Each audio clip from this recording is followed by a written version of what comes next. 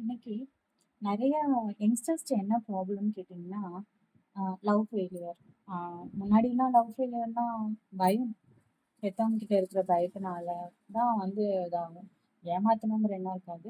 இன்னைக்கு நிறையா வந்து டைம் பாஸ்க்காக லவ் பண்றது. அப்புறம் ஃபேஷனுக்காக ஒரு பொண்ணு கூட சுத்துறது ஒரு ஃபேஷன் ஆயிடுச்சு இல்லையா? அப்படி இருக்கிறவங்களுக்கு உண்மையா லவ் பண்றவங்க தான் கிடைக்கிறாங்க.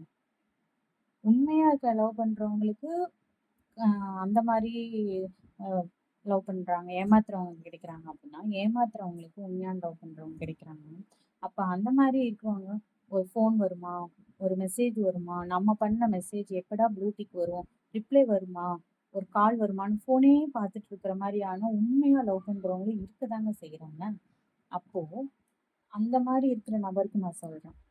ஒரு ஃபோன் வரல, மெசேஜ் ப்ளூ டிக் ஆகல, ரிப்ளை வரலன்னு கவலைப்படுற நீங்க, அந்த நபர் உங்க லைஃப்ப விட்டு போயிட்டா உங்களுடைய நிலைமை என்னன்னு யோசிச்சீங்களா?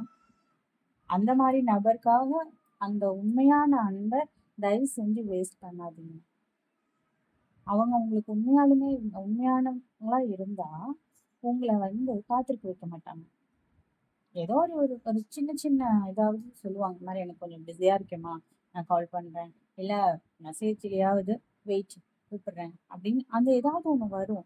எதுவுமே வராம ப்ளூடிக்கே வராம நீங்க அந்த ஃபோனையே பார்த்துட்டு உட்காந்துருக்கீங்கன்னா, அப்போ தப்பு எங்க நடக்குதுன்னு யோசிக்கிறீங்களா?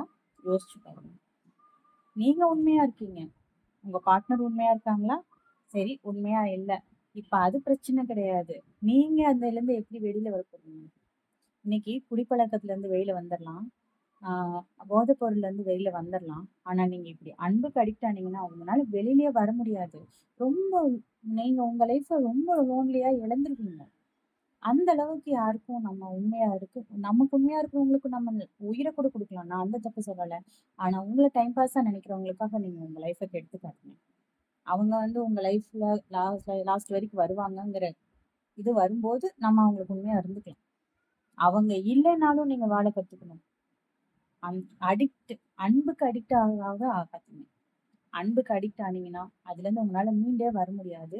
அதனால நீங்க உண்மையா இருங்க தப்பில்ல. அது உண்மையானவங்களுக்கு உண்மையா இருங்க. சரியா? உங்கள டைம் பாஸா நெனச்சவங்களுக்கு நீங்களும் டைம் பாஸா நெனச்சு, அதுலேருந்து கடந்து வந்துருங்க. சரியா?